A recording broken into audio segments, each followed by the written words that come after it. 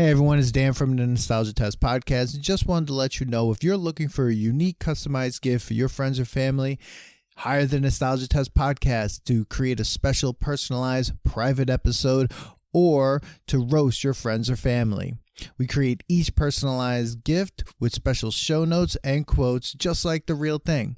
And also, why not invite us to host your next virtual event?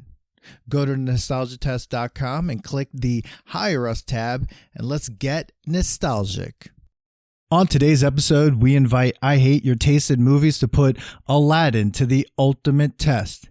You ain't never had a friend like me.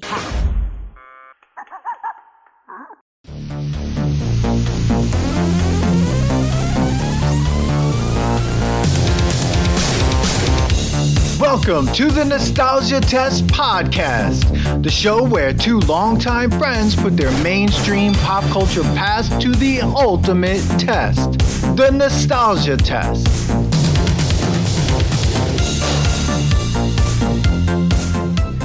Oh man, Dan practiced and he got it this time. Love it, Dan. That one was a good one. It's just so embarrassing now that I forget. Like, I used to record it on my own, and now I'm just doing it. It's like, let's just do it live. Let's just do it live. Hey everyone, welcome to another episode of the Nostalgia Test Podcast. I'm Dan Dissinger here in LA, and here with my longtime friend and co-host Manny Coelho. Manny, how you doing tonight, man? Dan. Gotta say, I'm really excited because again, we have another guest episode, and I love guest episodes. And two, obviously, because we're putting one of my favorite all-time Disney movies, Aladdin, to the test. Yes, one of my favorite, Dan. Yes. All right. We're gonna have a long talk one day about your favorites. Meatloaf. Oh, everything's my favorite. Yes, you call me Chris Christie from the Stern Show. I love Batman. Everything's his favorite.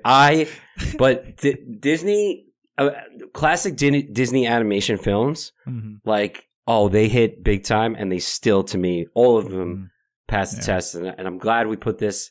I'm glad the way, sometimes I'm like, oh my God, I don't want to put it to the test. Maybe I'm just thinking that it was great, and it's not. And I'm so happy that we put this to the test. So, and we have guests today. So let's introduce the guests so we could get right in, because I could continue talking about this whole movie. Absolutely. So, we have two amazing guests, Jenn and Austin from I Hate Your Taste in Movies. I love the title of that podcast. I love it.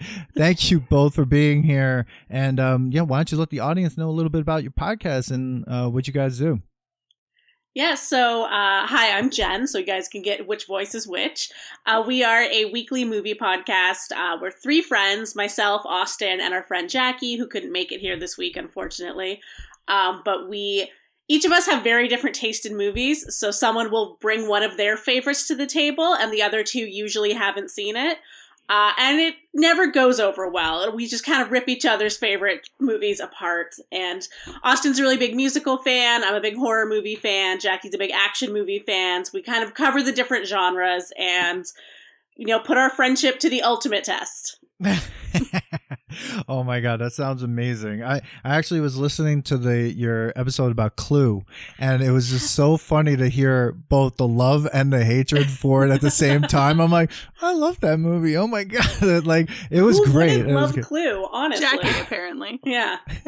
That's such a great Is that the film. one with Columbo in it? No. What? I have to go to the can again. I don't want to miss nothing. No. What is it? It's not. Who comes in and he's like, I got to go to the can again. I don't want to miss nothing. I have to go to the can again. I don't want to miss nothing. That's Columbo. That's but not from that. What movie is that one from? That drop? It's probably just from Columbo. No, it was like another murder mystery movie. I got to go back and think about that. Yeah, okay, whatever. It was not Columbo. It was the one with Tim Curry when all the people come to the house and there's like a murder, they just keep getting killed. Obviously there's a murder. It's like Clue, but I don't remember it, so I gotta go check that out. Then maybe we'll have to do it one day. But today we're talking about the 1992 Disney classic Aladdin, which starred, not just the powerhouse of Robin Williams, but also Steve from Full House, voice of Aladdin, Gilbert Gottfried. overall, basically, this is a really confusing thing when you start looking at who's in the film, and then you're looking at the film. It's like, okay, Disney, here we go. Do what you do, but do what you do best. But it was, I mean, big at that point in 1992. Obviously, it made $504 million in 1992, which is like, what, $3 billion now due to inflation. It was on a budget of only $28 million. I mean, that's a big win for Disney. And it spawned also one of my favorite video games from Super Nintendo, the Aladdin Nintendo game. Holy nostalgia. All I could think about while watching this was, this is one of the best video games we ever played, like, as kids, because of this movie. And like the lava in this was done so well. Like one of my notes was like lava detail was great. Maybe that's why I had the picture of him, like the volcano, just because like how detailed, like that looked real in comparison to all the other drawings in here. That was like when Disney was really just doing like all their solid things, were like the marble in this was great too. Like the illustration, it looked like real marble, where the lava to me like just stood out. And I then, because of that, remember the video game where you had to beat the lava and get out with the flying carpet. Yeah. So good. But first impressions, Dan, before we go, I'm going to go on many tangents here. So, first impressions, what do you guys think? I'm going to hold up on my first impression. Yeah, I think it's one of my favorite Disney movies. It's definitely kind of the Disney Renaissance is kind of the happy place for me. Definitely watched it a lot as a kid, then didn't watch it for a very long time. So fun to kind of go back and revisit it. And I'm so glad you opened with how it stars Steve from Full House, because also that episode of Full House where they go to Disney World and then there's like special guest star, or well, they keep seeing Steve everywhere as Aladdin. That was great.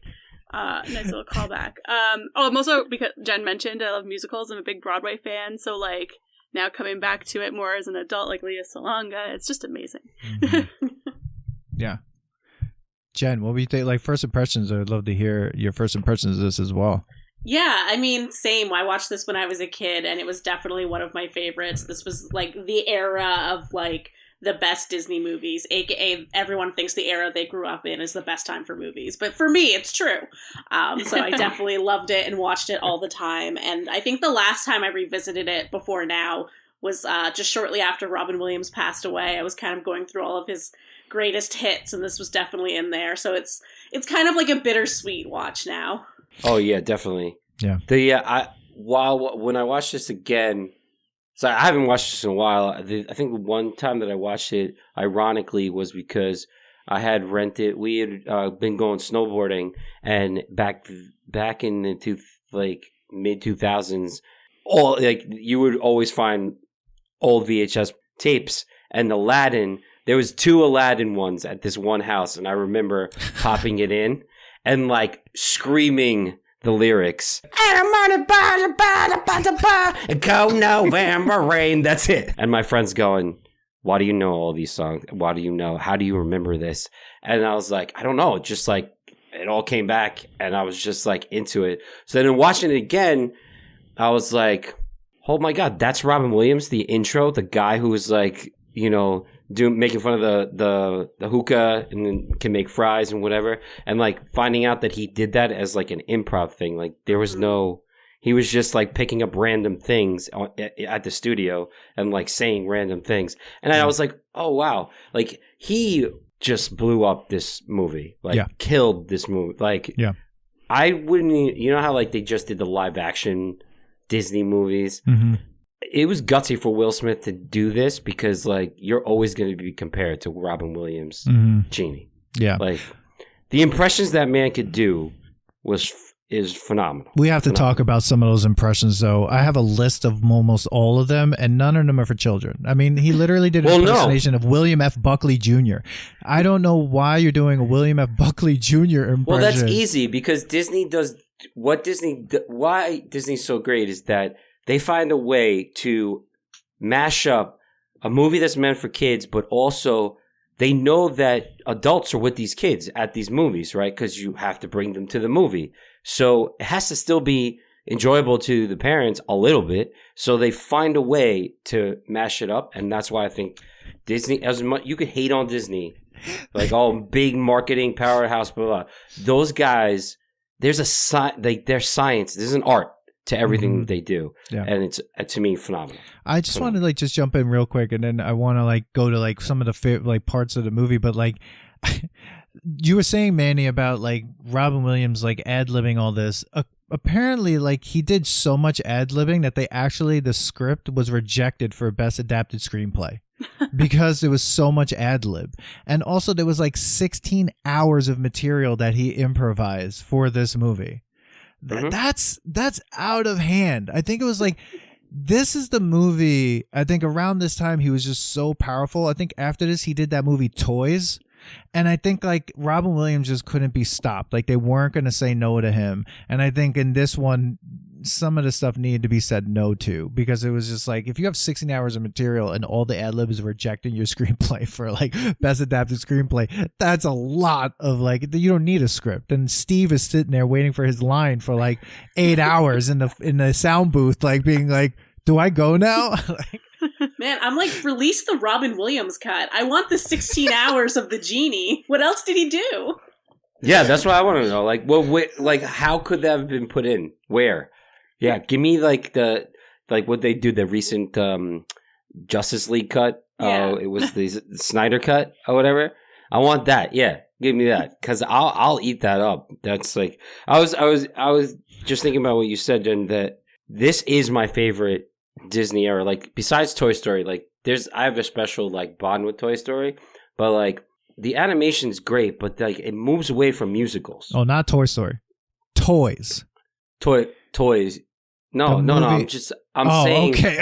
comparing like I'm saying like when Pixar came, Disney stopped making this kind of animation. Like you didn't really see it that much. It like kind of like it was like Little Mermaid, Lion King, Aladdin, and then it kind of slowly like you start to kind of remember, but you forget, and then Frozen came, and that was like the musical that everyone loved recently. But like these songs, like I could Under the Sea comes on, and I'll still remember that.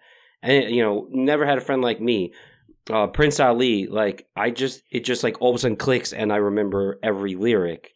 But like when Pixar came, all the movies were just it was just a story. You didn't have like songs just pop up out of nowhere. They like shied away from the musical with the Pixar like animation, I think. It also kind of changed the landscape of like voice acting for animated movies, because this was kind of one of the first times that they had like an A-list celebrity doing a voice, and that kind of became the standard after that. Yeah, true, because like Little Mermaid didn't have. They were just voice actors that you didn't really know about. Yeah, and Robin Williams, and then like what Lion King had Jonathan Taylor Thomas, wasn't he? The James Earl Jones. And then James Earl Jones. So like all of a sudden it became bigger, and like even the singers now are well-known singers. Yeah. Which kind of sucks for like voice actors that had really great like careers because they could do so many different voices, and then it's like, oh well, now we have to sell it, as a movie with this guy in it. Exactly. Like every animated movie that comes out now is just named. The title card it's like Cars, but then whoever's playing that voice or whatever. Jen, you were gonna say something. What was it you were gonna say before? I don't remember, but thank you for coming back to me anyway. No! Mentos, the fresh maker. Sorry. Okay. So if we're looking, like, I would love to like go through some of this movie, because even though we love it and it's a great fun watch. What are you about to do, Dan? When I watch it now, this movie, I said it before when you stepped away that 30 seconds in this movie I felt uncomfortable already, because like I was just like, oh boy, Disney's gonna do this thing. And the most uncomfortable stuff for me also was like when I saw Jasmine for the first time, and the way Jasmine is drawn. Jasmine has the most impossible waist of all time. And I was like, holy shit, this is where Kim Kardashian got her like influence. She like literally she's drawn And Kim Kardashian's like, she's like an hourglass, but the most drastic one. And then her waist is like this big and it's like out this way. And so like, I was like, and all the women in this movie were more objectified than most Disney films because they were just like paraded around like way more like objects than any Disney film I've ever seen. Yeah, towards the end when Jasmine's in like the sexy red outfit, there's one scene where like her waist is just not even drawn. It's just like she's a triangle and then another triangle at the bottom and they meet in the middle at this tiny little point. And I'm like, you could have maybe just put a curve in there, but that's fine. And when her clothes go back, when her clothes go back, they don't change. They just change color. Yeah. So literally, she's just been wearing the same thing the whole time. And it's like, all right, make it red now. All right, now I gotta make it blue. Like she's always drawn that way. And the scene that Jen is talking about is the scene when she's pretending to be in love with Jafar. Yeah, like when she's trying to trick him. And I noticed that too. I was like, where's her waist? Like what just happened to this illustrator? Like, it was good. And that goes back to Dan, where you were saying, like, how they're trying to meld, like who was that drawn for? Creeps. You know? Yeah, great question. You know? So, and this is also like, okay, again, I love Disney, but like, wasn't Frozen the first time that at the end the character didn't rely on a man to save them, or like the relationship was the two sisters, the love of the two sisters is what saved the fairy tale ending.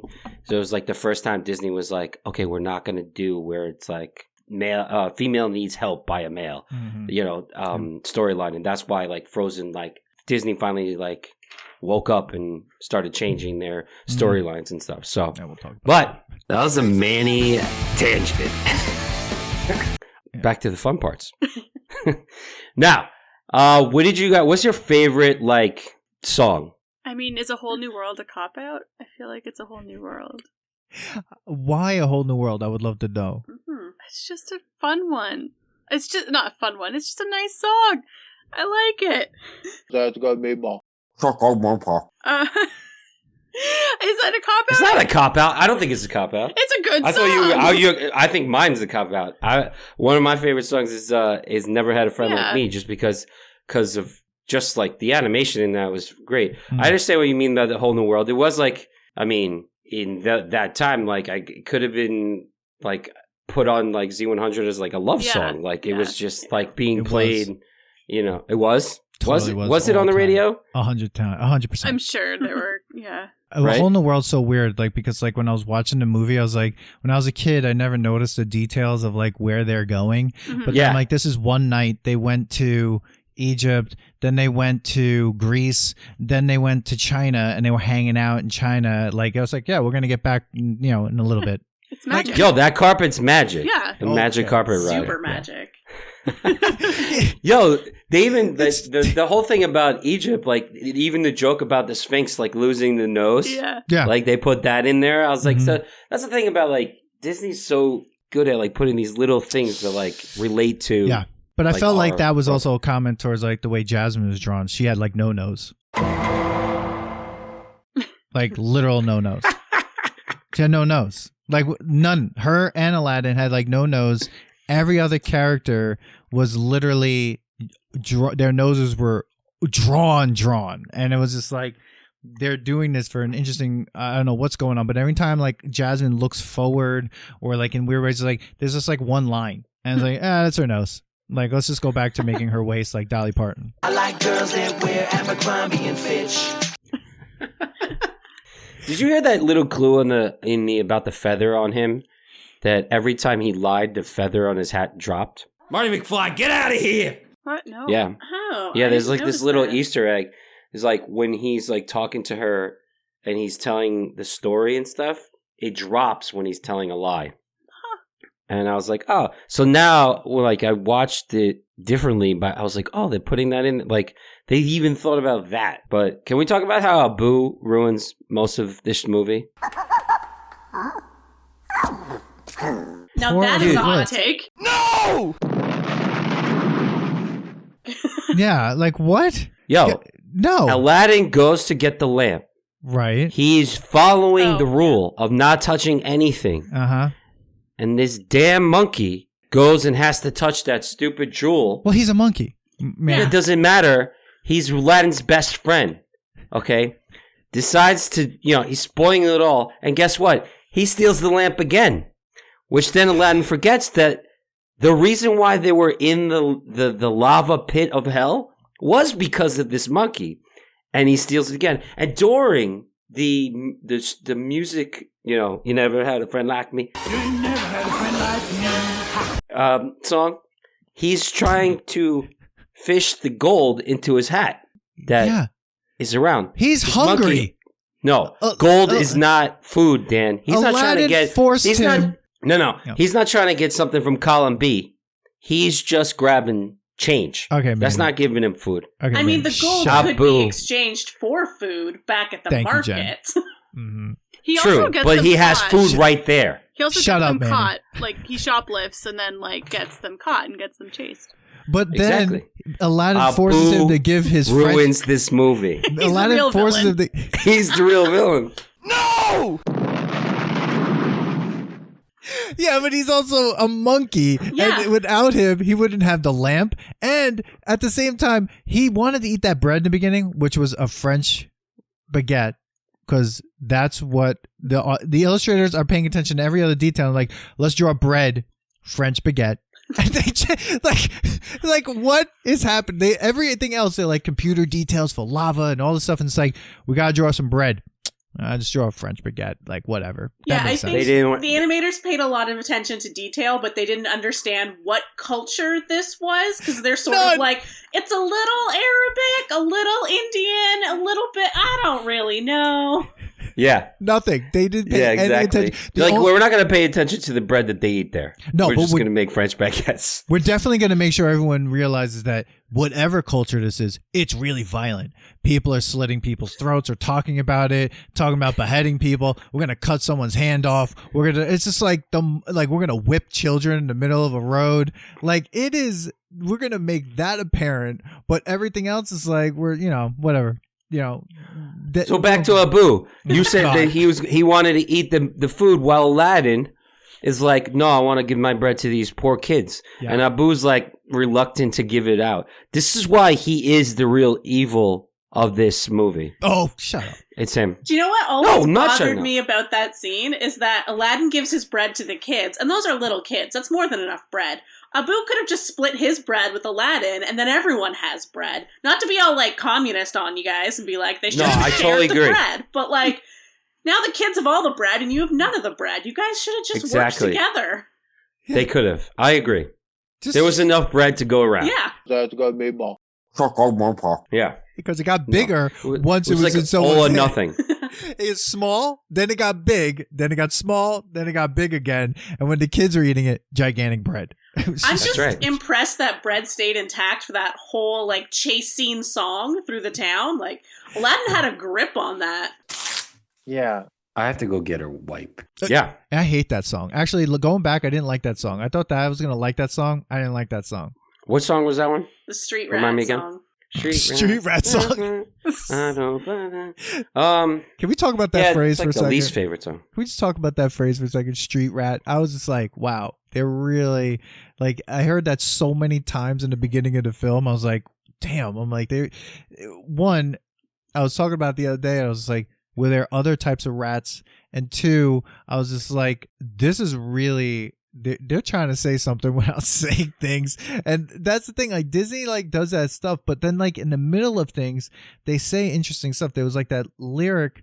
There was a lyric in the Prince Ali song that you can't really hear too well unless you put it, I think, on closed captions, where they're basically saying everything that he has, and then all of a sudden in the song he says that he's got slaves and servants.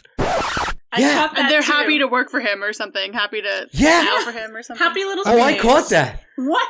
I caught that. Yeah. And they said the word slave 3 times in this movie, and it was very apparent. I was like, wow, we're going to cut hands off. We're going to use the word slave. We're going to do this. We're going to objectify all these women. They're all going to be played by the same voice person except for Jasmine. And everything was just unreal. It was really interesting to watch it with new eyes. But yeah.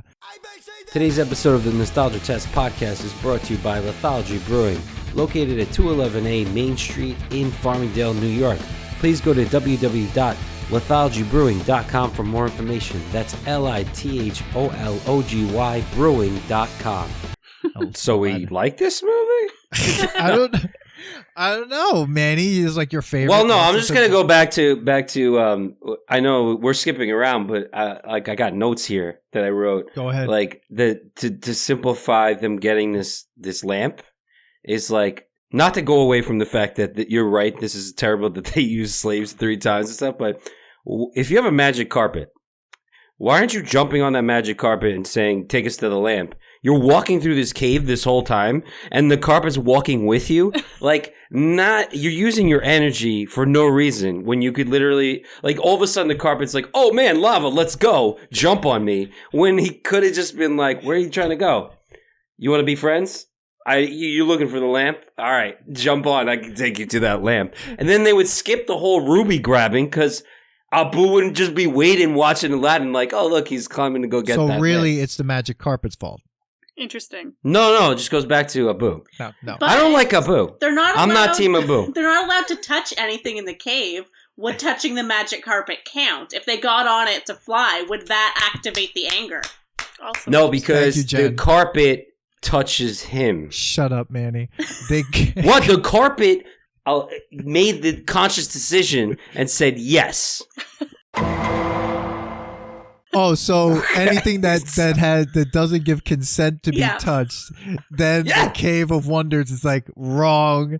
So like this thing gave consent to be touched, so we're good to go. Yeah, because the carpet was already playing with Abu's hat. So like the cave didn't get alerted then. So the cave was like, all right, carpet's playing with the Abu. No. I'm going with that. Consent is the real lesson of this movie. Yeah. Exactly. But the Sultan actually, Jafar actually like tells Aladdin right when he's the old man. He's like, things aren't what they seem. He gives him the clue right there that don't trust anything that you're about what's about to happen. So Aladdin should be listening right from the beginning. Is the Sultan the father from Beauty and not the Beast? Sultan. Because Jasmine's dad looks like the dad from Beauty and the Beast. Yeah, I think Disney has a couple stock characters, and like short, round father is one of them. Yes. Yes. He is like so short and so round. He had no legs. He just had like shoes at the bottom of his roundness. Like it was just like shoes. And then like it was just so weird to see. And everyone's accent is all over the place. Like, and I feel like thank God sort of, because I'm like, if they were like, now do accent from random like area here in the world, I think it would be way worse. But like Aladdin has like a New York accent, and like Iago, obviously because it's Gilbert Gottfried, has like a 1950s New York accent. Like, and it's like, and it's unbelievable that like hearing it now being like, what is that?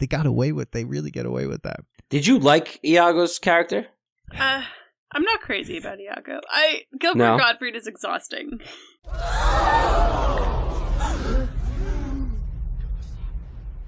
I want to hear more about that. Why? Is there more? He's exhausting. I don't know. I agree.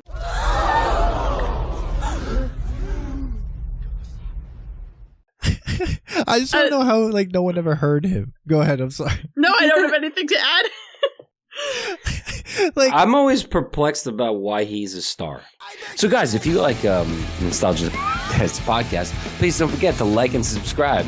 Gilbert Gottfried himself. Yeah. Okay. Yeah.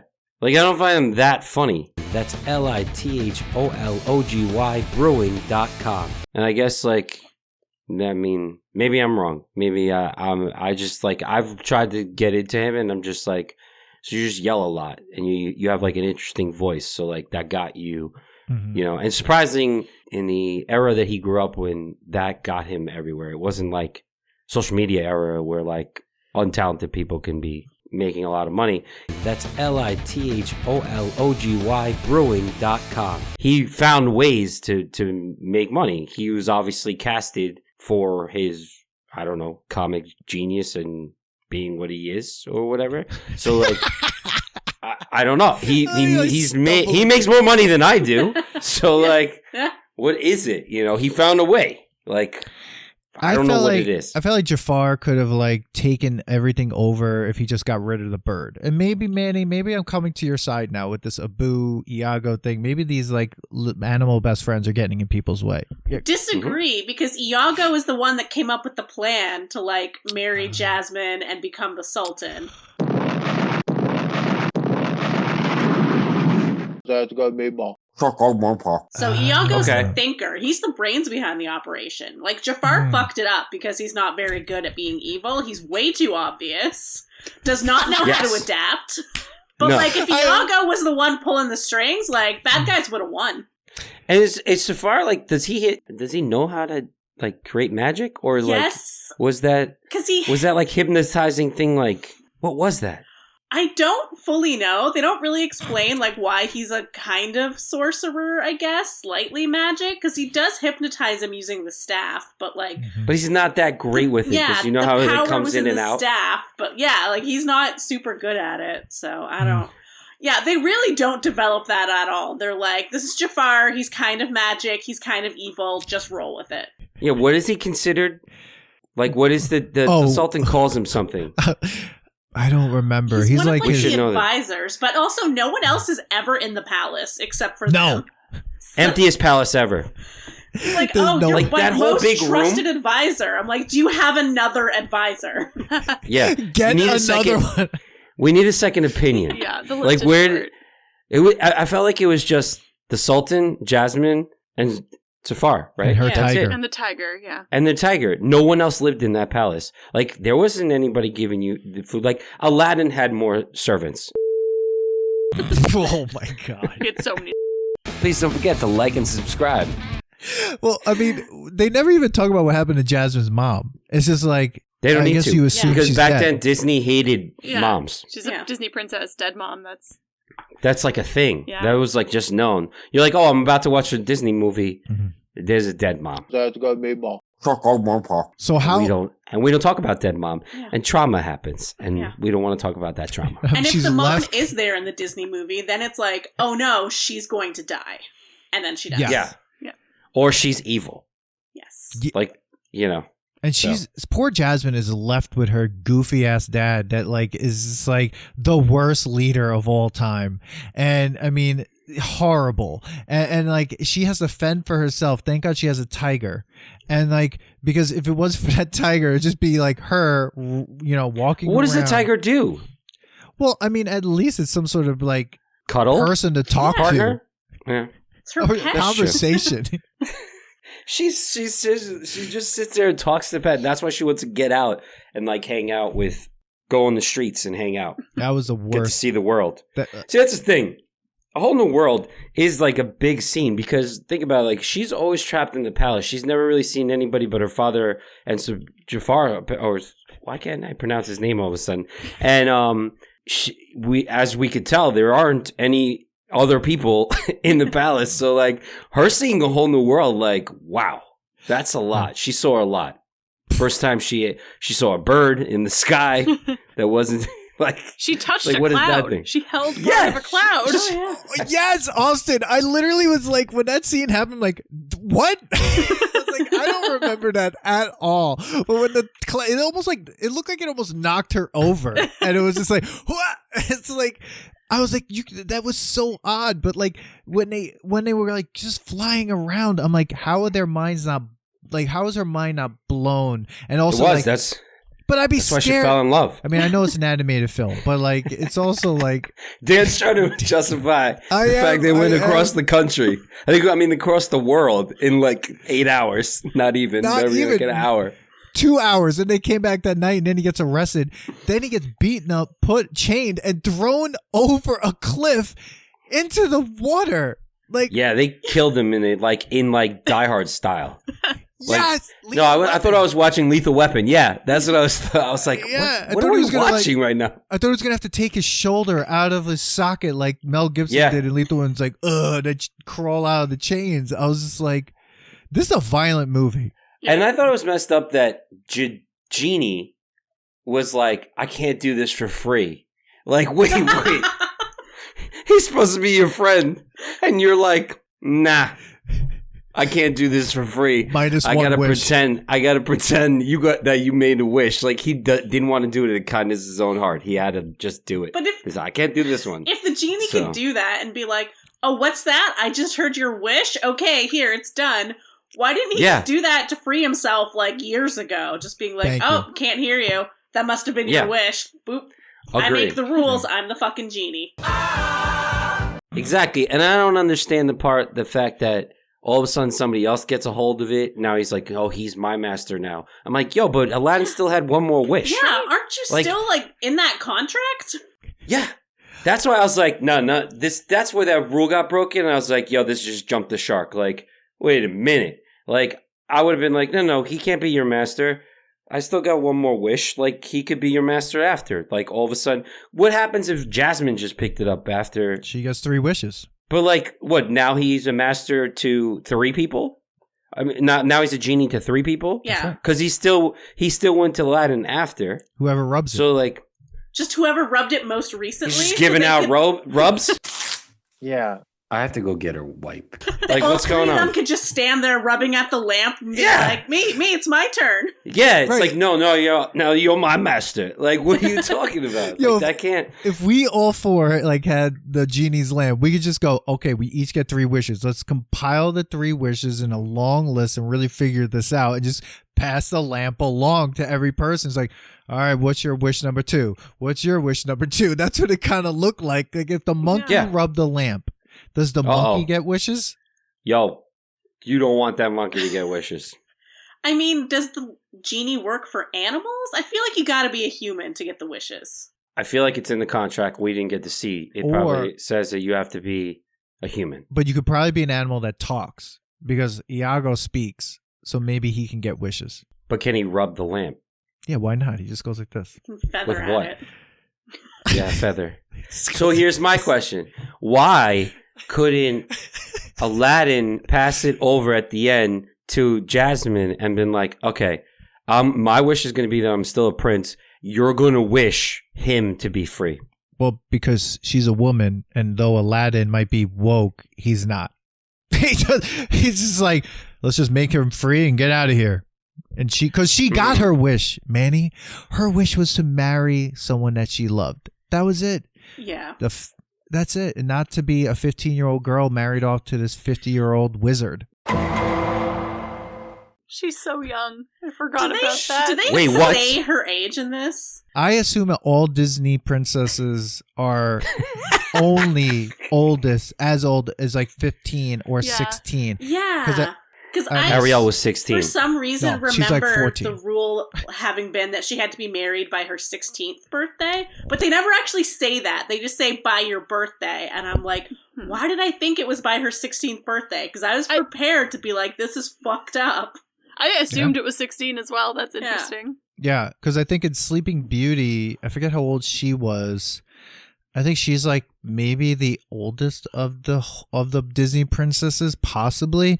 But even that, she looks the oldest because they drew her very differently. Like, but I feel like Jasmine she's not 16. Ariel is like fish years. No, dude, I think Ariel was 16. I thought the Little Mermaid takes place on her 16th birthday, and she doesn't show up in the shell.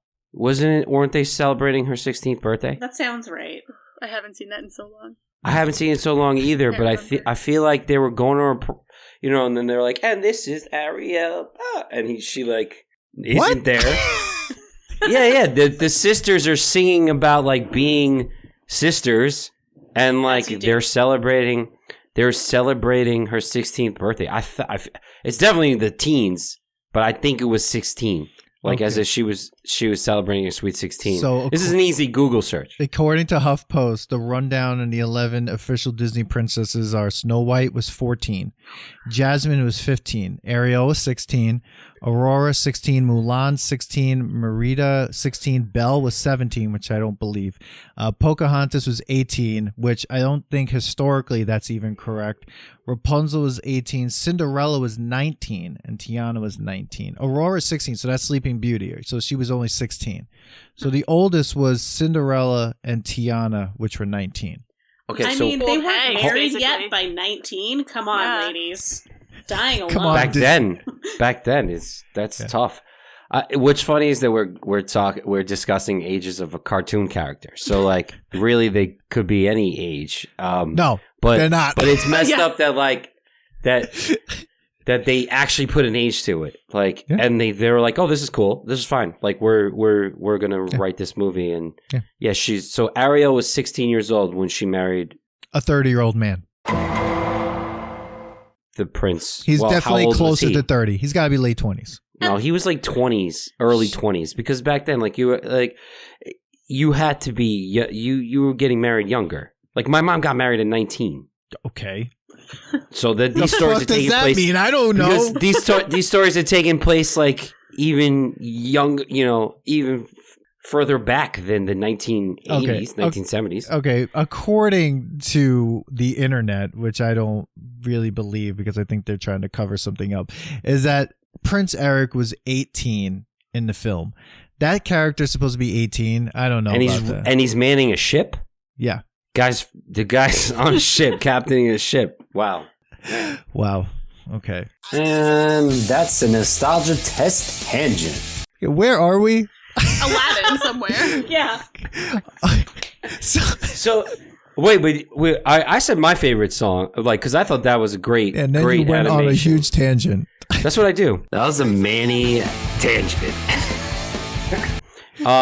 And you said it was Whole New World. what was it? Whole New World. Yeah. Jen, what did you say?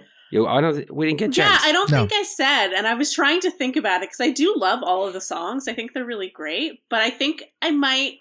I was gonna say go with like Prince Ali, but now that I know there's lines about slaves, it feels a little inappropriate. But I do think that's like a fun song / scene with all like the parade stuff. Yeah, I like the jokes that they do, like that they're like pretending to announce the parade. Yeah, exactly. Where he's like being the TV hosts and everything, and I don't know. One of those. Yeah, the woman the impersonation is supposed to be like Mary Hart, which is so interesting. Again, these are like great impersonations for kids.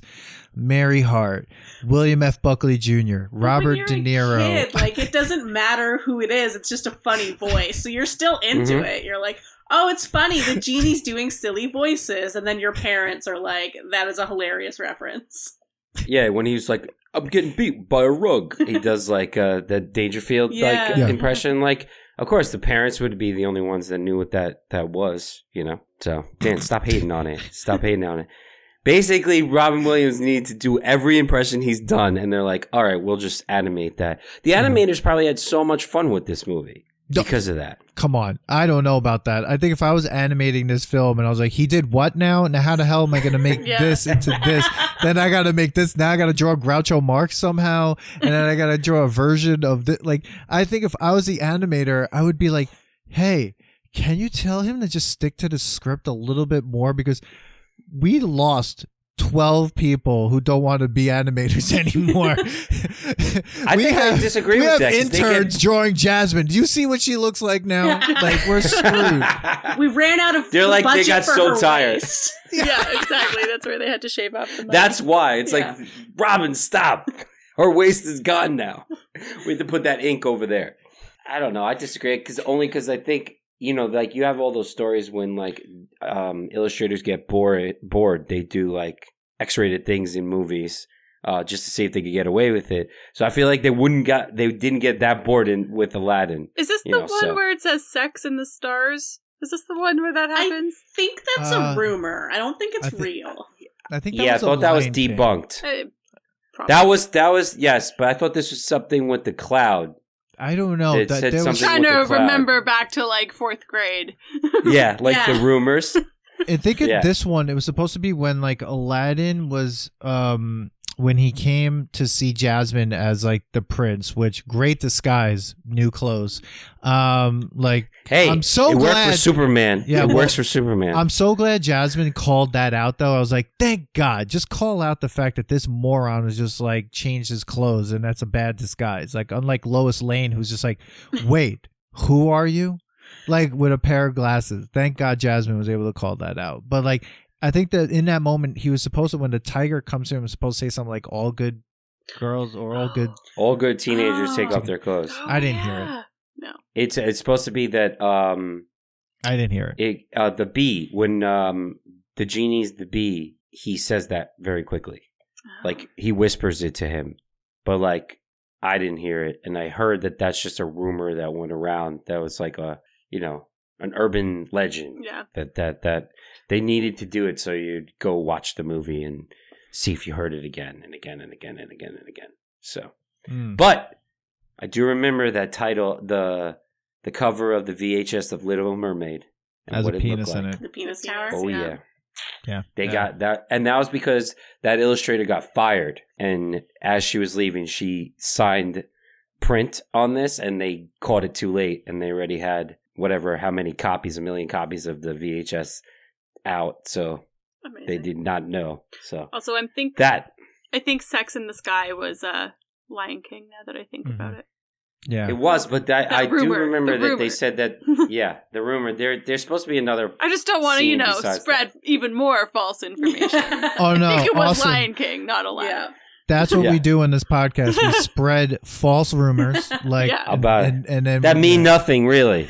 So it's like, go look it up. I wanted to say some of the impersonations that were cut from the film were Fred Rogers, Edward G. Robinson, John Wayne, George Bush, Sir Alec Guinness, Bill Burke, Wolfman Jack, Dr. Ruth, Dr. Ruth, Richard Nixon, Michael Jackson, Matthew Lillard. Wow. What? Marlon, I know, that right. doesn't make sense. Like, IMDb, you're lying here. Yeah. Marlon Brando, Curly Howard, Elvis Presley, W.C. Fields, Bing Crosby, and Don King. Where would he have put all those? Where did he put these that he put in there? He just did it. Yeah. But, like, I get, like, some... No, you're right. He just did it. Yeah. I wanted to... Just I wish any he could line reading. Like, out of nowhere. To do it in a different voice. Yeah. Like, that rug thing was probably, like... They're like, what are we going to have him do while they're just waiting? Like, he's just waiting on the lawn. Like, first of all, that's another thing. This palace is happening. The prince is here visiting, and they just have him outside on the lawn, like, chilling. Like, they didn't give him a room, a tent, or anything. Like, he's just, like, hanging out on the lawn, same clothes as before. He doesn't go take a bath, nothing. There's no, like, people there to help him, feed him a little bit, nothing. There's like, oh, come hang out in the lawn, and, your magic carpet could play with this genie thing that's around. This is a terrible movie. What do we do there? Wow. The songs save it, though. The songs save it. I think my favorite joke was Jafar when he just said ecstatic. I laughed out loud at that line when he's like, ecstatic.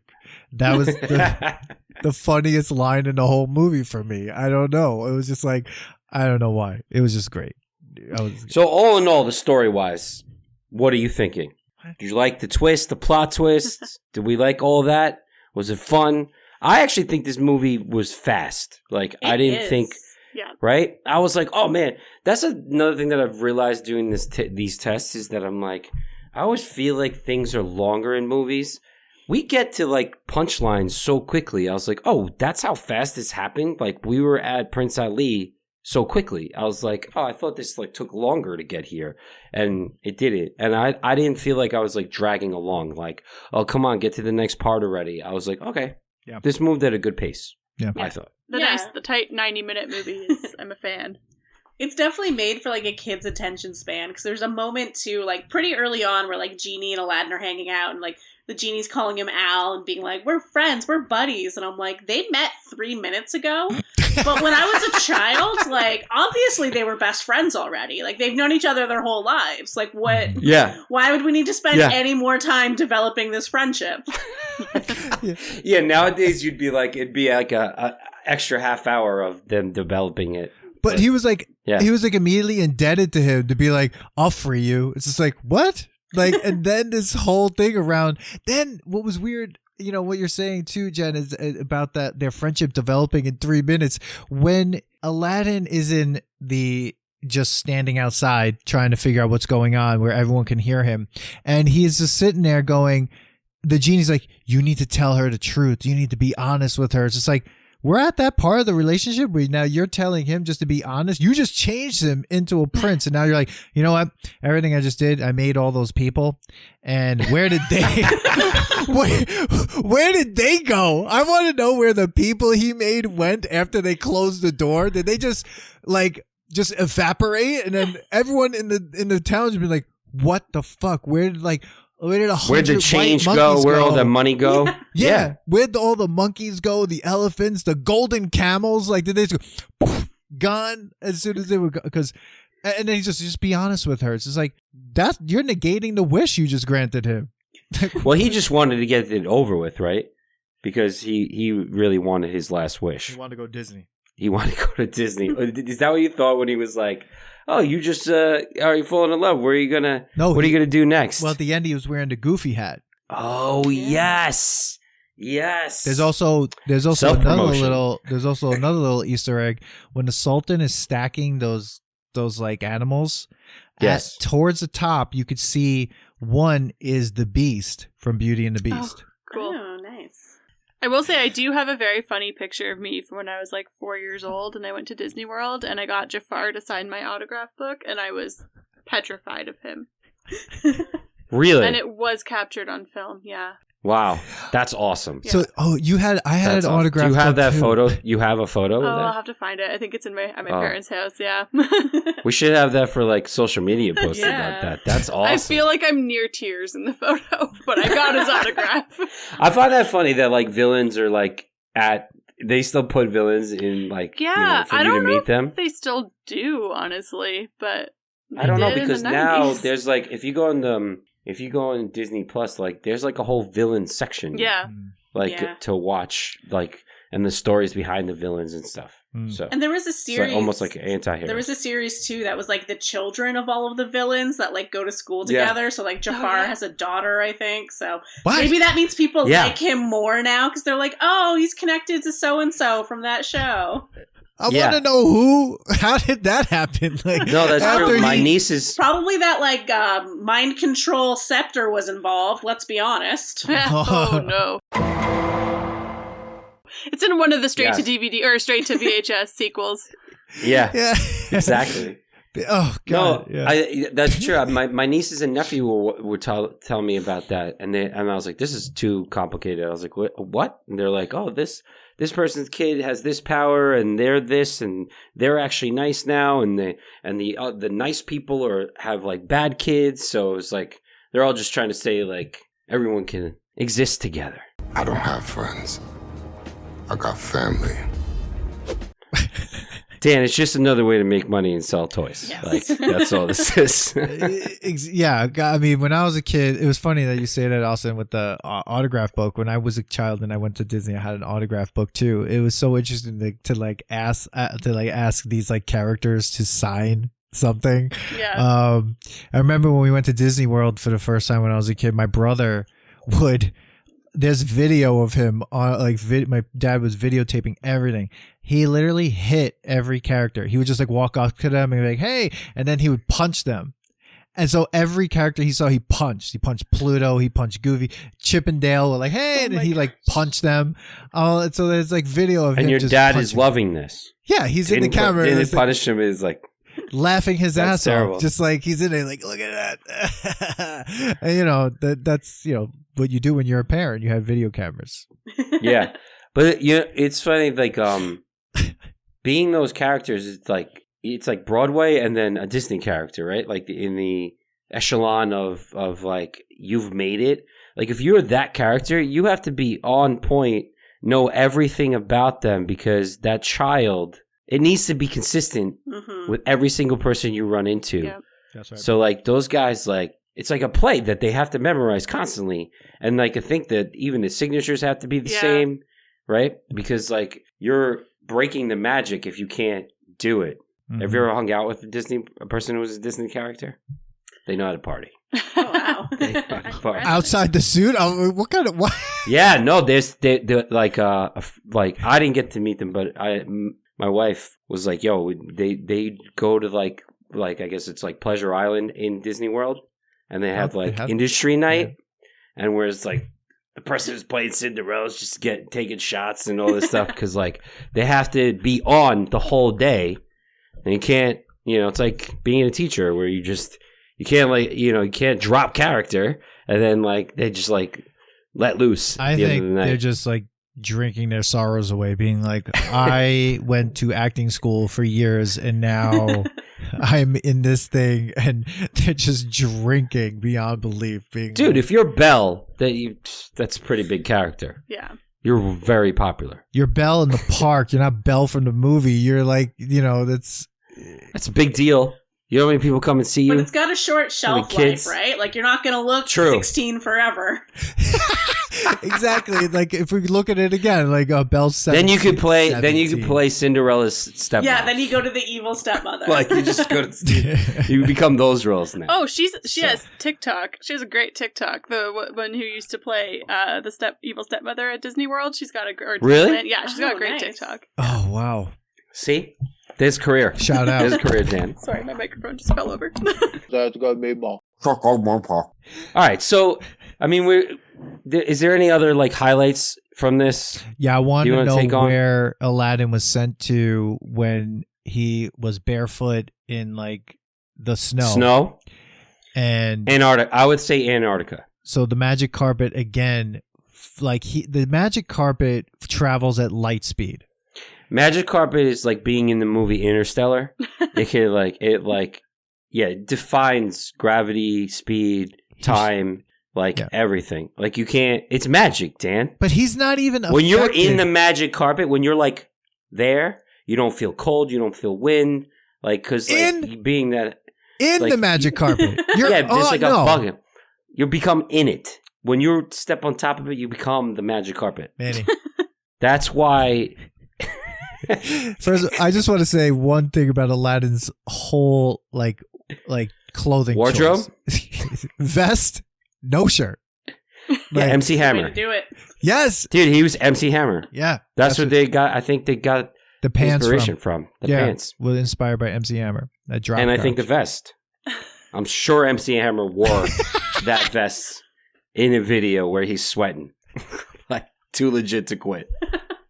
I do like in that snowy scene, he picks up Abu and like tries to put him in the vest, but the vest barely covers anything. So I'm like, what is that helping?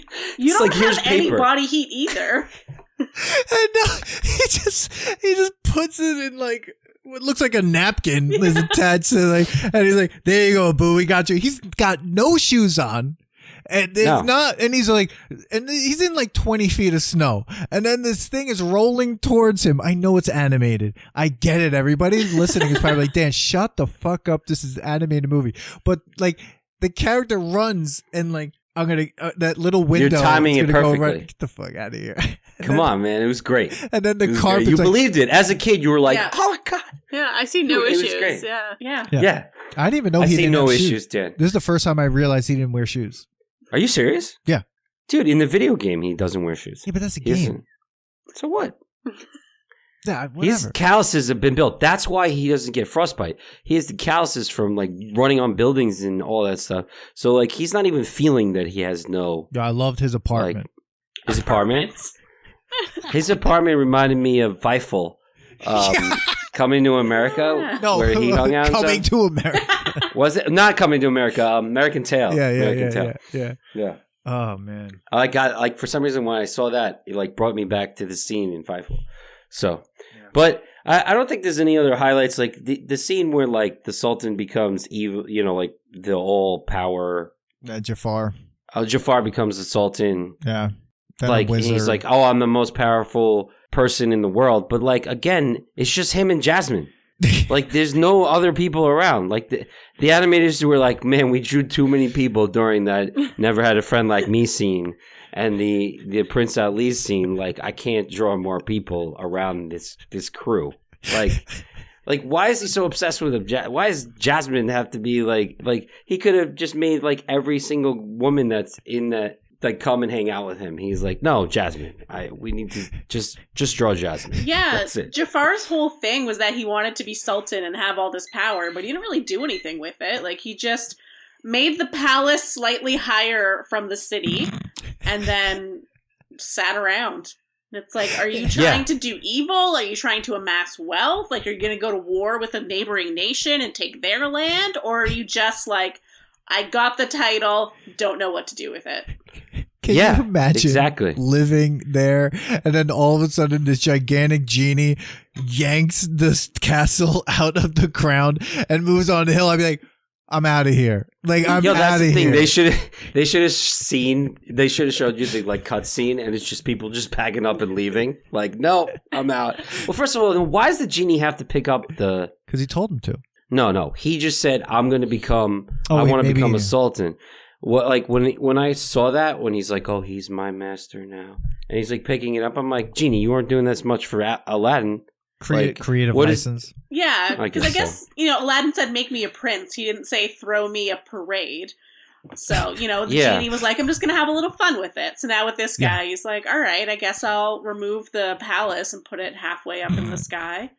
Also, he's been in a... Sorry, he's been in a lamp for thousands of years. Like, he's a little rusty. Yeah. It's been 10,000 years, right? He wants to have some fun. He's just like, all right, we're going to throw this parade. I'm going to make a bunch of people. And then the other thing, I'm going to just move this castle because now it's been moved. Now that everyone's gone back to what they were, the castle's still up there. Like, so they're like, oh, yeah. Fuck, what are we going to do? What are we supposed to do? Genie! Oh, damn it. He's gone. He's gone. Gone. Like, I can't do anything. And he's again, blue. That's why, like, you could have just done, like, wait, before you go, Genie... We'll have the Sultan rub the lamp. We'll get a couple things done. Like, can we put the thing back down? Like, because you lost magic. Yeah. Can you bring back all those people that died while Jafar was becoming the most powerful, whatever, and he created a gigantic storm that literally probably wiped everyone out? Yeah. And then, how do you think Jafar is going to be as a genie? Horrible. Yeah, not good. He's probably going to trick the first person into like letting him free, right? But is he clever enough? Well, he's got the bird's Yago still with him. Yago's still there. True. Is there so Yago can't rub their lamp because Yago could literally just be. He could have just like let him free. Like when he gets, I guess he's trapped as well, so he has to wait. Yeah, but also Yago's not magic like Jafar the genie is, so that bird's just gonna die in that lamp, right? Yeah, definitely. Oh yeah, he's 10,000 years. He can't unless like. The genie has to constantly like use his magic to keep him alive. Like, oh man, okay, I got it. No, because then he could get out. So he's just have to keep like, oh, you're dying. Okay, here you go. That's a great question. Physics of being in a genie lamp. Well, there was a 1994 direct-to-video animated musical fantasy film, The Return of Jafar, Aladdin 2, that did come out. So we can all watch that to find out what happens. And Gilbert Gottfried was in that movie. And Jason Alexander. Guy's still making money. Wow. Okay. I can't do this. All right. So we're here. I don't know where we went, but we're here. We went around the world with Aladdin. We came back. So we're at the point where we put this to the test. Do you guys know the whole test thing? Like what the standards are? Did you guys get it? So it's like, and come November rain. That's it. I think so. I think it passes. I think it's nostalgic, but I think it's still like genuinely a good movie. It's not perfect, but it's extremely watchable and it's very good music and good jokes. And I mean, it's got the content warning now on Disney Plus, so there's that. See, that's the thing. Like, wow. When you always compare movies now, and like, if you're looking at it, the lens, through the now lens, you could say that about a lot of movies. Like, will it really pass? Like, no, because if you want to say like through our lens now, it wouldn't. The people would be like really offended by it. But like, it's still like, the music makes it a good movie. Like, I agree with that. Like, I think it's definitely, it's good. I liked it. So. What do you think, Jen? Yeah, it's super nostalgic, obviously, because I think anyone who's around our age grew up with it and absolutely loves it. But it's still just a good movie, and maybe that is my own bias. Maybe it is because I grew up with it, but I just think it's really fun.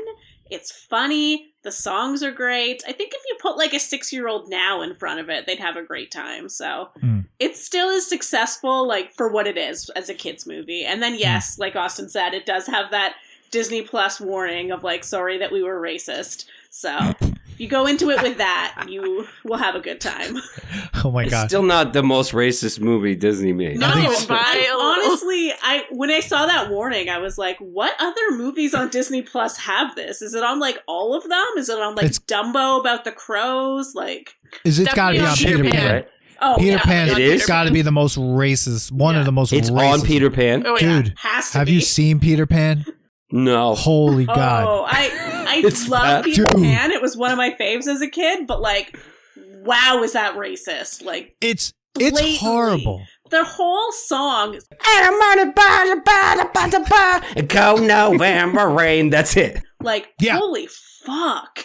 They put that in a movie. Wow. I sang that as a child. That's not okay. But there's also a moment where they go, Go November rain. That's it. and I'm like, holy shit. But also it's super, like, way more I mean, this movie's misogynistic, but what they do to Tinkerbell in Peter Pan, the animated film, they literally spank her ass to get like the dust out of her. And she's wearing something that would never cover anything of her. Impossible. Yeah. Like, everything about Peter Pan is wrong. Everything. The dog, like, just in the idea of Peter Pan, the dog is taking care of them. Like, it's literally their parent. They're neglectful. Like, they have the parents. worst parents of all time, and everything's wrong. That Peter Pan is a demon, and like everything about that movie is wrong. Yeah. And Neverland is Boy, supposed it's to boys be who don't want to grow up. Yeah, Neverland's supposed to be like the magical adventure, be a kid forever place. Unless you're Wendy, because now you're the fucking mom and you have to take care of everyone. Or it's a magic place where a psychopath with like a hook for a hand is also trying to murder you. Yeah, murder Like children. the entire. Anyway, And he Peter shoots Pan's someone great. in that movie.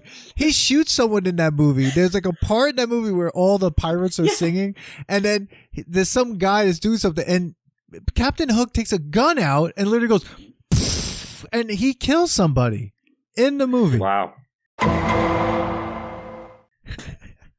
So I hope the warning is on that one. It has definitely to be. is. So- I feel like I I know watched that- it. I know the last warning year, is- yeah. Please don't forget to like and subscribe. And delete all that. So, do I think Marvel movies, Aladdin- let's make them. Do I think Aladdin passes?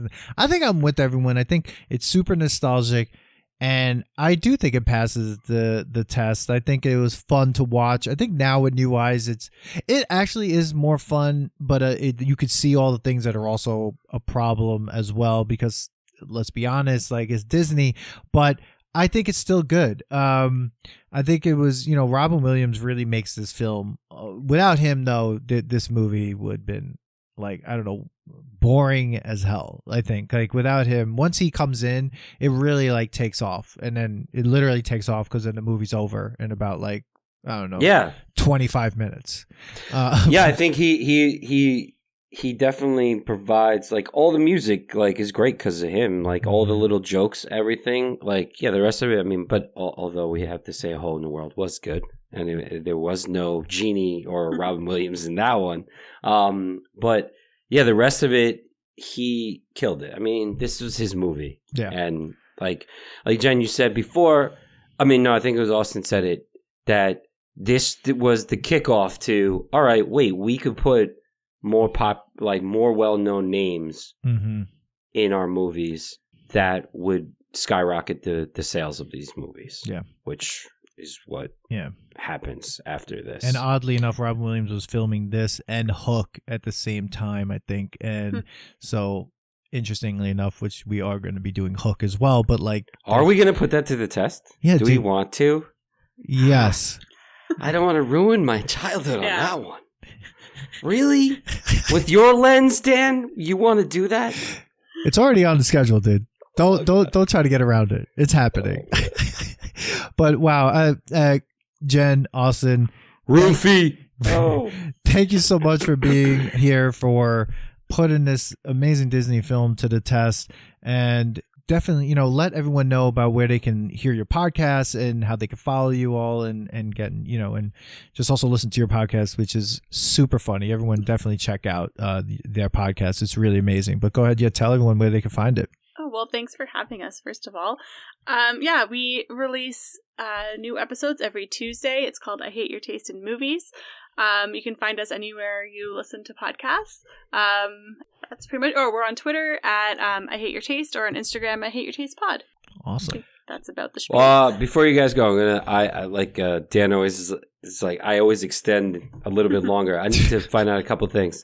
What is both of yours favorite movie, and what movie did you turn around because, let's say, Austin said she really liked it and you didn't like it at first, but you're like, oh, actually, you're right. Well, Austin's never right, so I don't really have an answer for that one. You know what? Honestly, I think if we go through the back catalog, you will find that I think I have a higher success rate of all of us liking movies than anyone else, but it's fine. So, favorite movie, Jen? Oh my god, it's so hard. I think my favorite movie of all time is like Jurassic Park. Because it's just like the perfect blockbuster, like popcorn movie, but it's like it holds up. I watch it like at least once a year since it's come out, so it still holds up. It's still entertaining, so I'll go with that. Austin. My favorite movie is a movie that no one's ever heard of, and the people that I have seen do not like it, but it's called Pennies from Heaven. It's with Steve Martin and Bernadette Peters. It's from 1982. I love it so much. Pennies from Heaven. Yeah. What's the premise of it? It's Jen's cracking up. Yeah, she made us watch it. It's like, okay, so Steve Martin is like a song salesman. He sells he sells sheet music, and then he tries to sell records. It's during the Great Depression. He have you seen Dancer in the Dark with Bjork? No.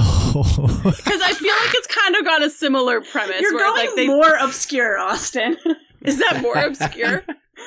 Wow. Okay. Back up. We'll just back it up. Steve Martin, Bernadette Peters, Christopher Walken is also there. There's lots of tap dancing.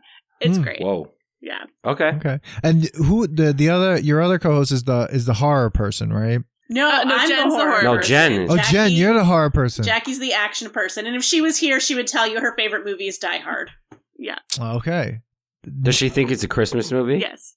Yeah. Doesn't she? Yeah. Probably. I think she thinks it's an any occasion movie. Like, she'd watch it every day. It's a day that ends in Y kind of movie. Yeah. So Jen, that's her favorite one. I have to ask you then, and then we'll get this episode's insane.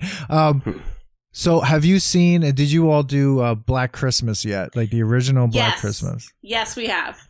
Okay. That movie scared the hell out of me.